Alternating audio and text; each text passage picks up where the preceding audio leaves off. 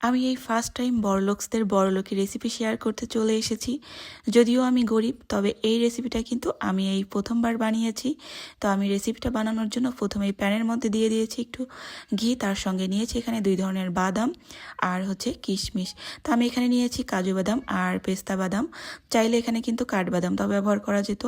তারপরে কিন্তু হালকা করে ভেজে আমি এখানে দিয়ে দিয়েছি সেমাই। তো সেমাইটাও কিন্তু হালকা আছে, মিডিয়াম আছে আর কি ভেজে নিতে হবে। তো একটু বাদাম আর কিশমিশ তুলে রেখেছিলাম সেমাইটা আর কি ডেকোরেশন করার জন্য। একদম লাস্ট পর্যায়ে দিয়ে দিচ্ছি 2 চা চামচ গুঁড়া দুধ, আর গুঁড়া দুধটা দেওয়ার পরে কিন্তু চুলার জাল বন্ধ করে দিয়েছি। তো ভালো করে গুঁড়া দুধের সঙ্গে সেমাইটা মিক্সড করে নিতে হবে, তারপরে সাইড করে তুলে রেখে দিয়েছি।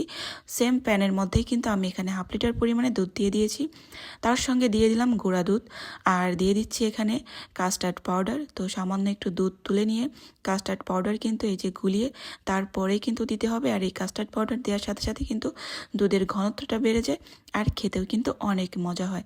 তার সঙ্গে মিষ্টি বাড়ানোর জন্য দিয়ে দিচ্ছি কনডেন্স মিল্ক।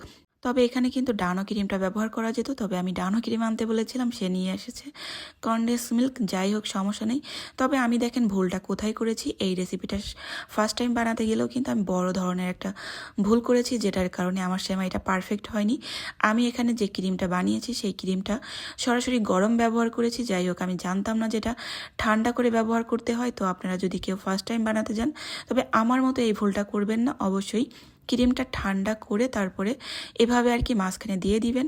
তো আমি কিন্তু এভাবে দিয়ে নিয়েছিলাম। যাই হোক, তারপরেও রেসিপিটা কিন্তু খেতে দারুণ মজা ছিল, চাইলে আপনারাও ট্রাই করতে পারেন।